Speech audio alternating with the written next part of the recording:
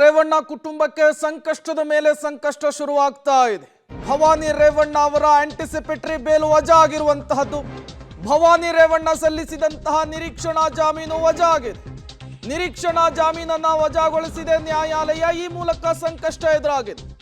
ಜನಪ್ರತಿನಿಧಿಗಳ ವಿಶೇಷ ನ್ಯಾಯಾಲಯದಿಂದ ಮಹತ್ವದ ಆದೇಶ ಹೊರಬಿದ್ದಿರುವಂತಹದ್ದು. ಭವಾನಿ ರೇವಣ್ಣ ಅವರಿಗೆ ಈ ಮೂಲಕ ಬಂಧನದ ಭೀತಿ ಎದುರಾಗಿದೆ. ಕೆಆರ್ ನಗರ ಮಹಿಳೆಯ ಕಿಡ್ನಾಪ್ ಪ್ರಕರಣದಲ್ಲಿ ಆರೋಪಿಗಳ ಜೊತೆಗೆ ಮಾತನಾಡಿದ್ದಾರೆ ಅನ್ನುವಂತಹ ವಿಚಾರಕ್ಕೆ ಎಸ್ಐಟಿ ವಿಚಾರಣೆಗೆ ಕರೆದಿತ್ತು. ಸಾಲು ಸಾಲು ನೋಟಿಸ್ ಅನ್ನು ಕೊಟ್ಟರೂ ಕೂಡ ವಿಚಾರಣೆಗೆ ಹಾಜರಾಗಿರಲಿಲ್ಲ ಭವಾನಿ ರೇವಣ್ಣ ಅವರು. ಈ ಬೆನ್ನಲ್ಲೇ ಆಂಟಿಸಿಪೇಟರಿ ಬೇಲ್ಗೆ ಅಪ್ಲೈಯನ್ನ ಮಾಡಿದ್ರು. 2 ದಿನಗಳ ಕಾಲ ವಾದ ಪ್ರತಿವಾದವನ್ನ ಆಲಿಸಿ ಇವತ್ತಿಗೆ ಆದೇಶವನ್ನ ಕಾಯ್ದಿರಿಸಿತ್ತು. ಈ ಮೂಲಕ ಭವಾನಿ ರೇವಣ್ಣ ಅವರಿಗೆ ನ್ಯಾಯಾಲಯ ಶಾಕ್ ಕೊಟ್ಟಿದೆ. ಭವಾನಿ ರೇವಣ್ಣ ಅವರು ಈ ಪ್ರಕರಣದಲ್ಲಿ ಅರೆಸ್ಟ್ ಆಗುವಂತಹ ಸಾಧ್ಯತೆ ಇದೆ. ಕೆಆರ್ ನಗರ ಕಿಡ್ನಾಪ್ ಕೇಸ್ನಲ್ಲಿ ಭವಾನಿ ರೇವಣ್ಣ ಅರೆಸ್ಟ್ ಆಗಲಿಕ್ಕೆ ಕ್ಷಣಗಣನೆ ಆರಂಭ ಆಯ್ತಾ ಅನ್ನುವಂತಹ ಪ್ರಶ್ನೆ.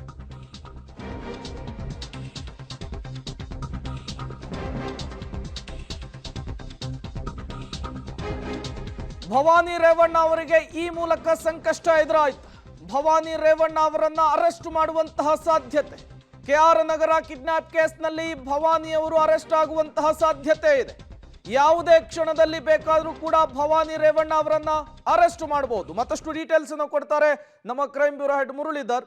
ದೂರವಾಣಿ ಸಂಪರ್ಕದಲ್ಲಿ ಜಾಯಿನ್ ಆಗಿದ್ದಾರೆ. ಮುರಳಿ, ಈಗ ಆಂಟಿಸಿಪೇಟರಿ ಬೇಲ್ ವಜಾ ಆಗಿರುವಂತಹದ್ದು, ನೆಕ್ಸ್ಟ್ ಮೂವ್ ಏನು? ಅರೆಸ್ಟ್ ಆಗ್ತಾರಾ ಭವಾನಿ ರೇವಣ್ಣ ಅಂತ?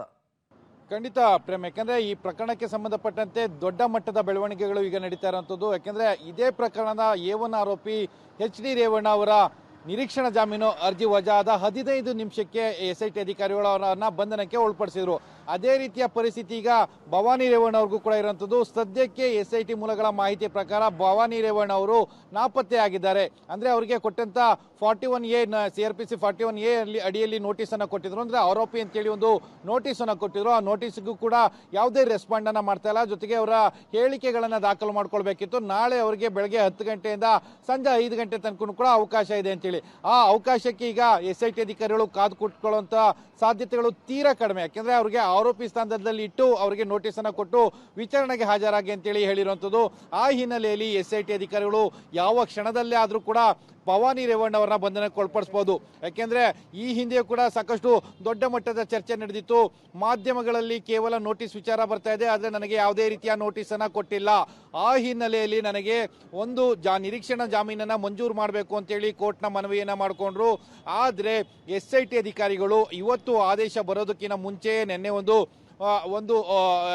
ಮಾಸ್ಟರ್ ಸ್ಟ್ರೋಕ್ ಅನ್ನು ಕೊಟ್ಟಿದ್ರು. ನಿನ್ನೆ ಸಂಜೆ ಒಂದು ನೋಟಿಸನ್ನು ಕೊಟ್ಟು ನಾಳೆ ಬೆಳಗ್ಗೆ ನಿಮಗೆ ವಿಚಾರಣೆಯನ್ನು ಮಾಡ್ತೀವಿ ಮತ್ತು ಹೇಳಿಕೆಗಳನ್ನು ದಾಖಲು ಮಾಡ್ಕೊಳ್ಬೇಕು ಅಂತ ಹೇಳಿ ಕೂಡ ಒಂದು ನೋಟಿಸನ್ನು ಕೊಟ್ಟಿತ್ತು.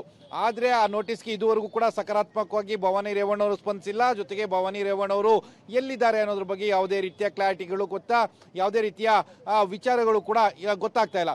ಆ ಹಿನ್ನೆಲೆಯಲ್ಲಿ SIT ಅಧಿಕಾರಿಗಳು ಕೂಡ ಅವರ ಬಂಧನಕ್ಕೆ ಬಲೆಯನ್ನು ಬೀಸಿದ್ದಾರೆ. ಬಹುತೇಕ ಏನಾದರೂ ಸಿಕ್ಬಿದ್ರೆ ಅವರನ್ನು ಕೂಡ ಬಂಧನಕ್ಕೆ ಒಳಪಡಿಸ್ತಾರೆ.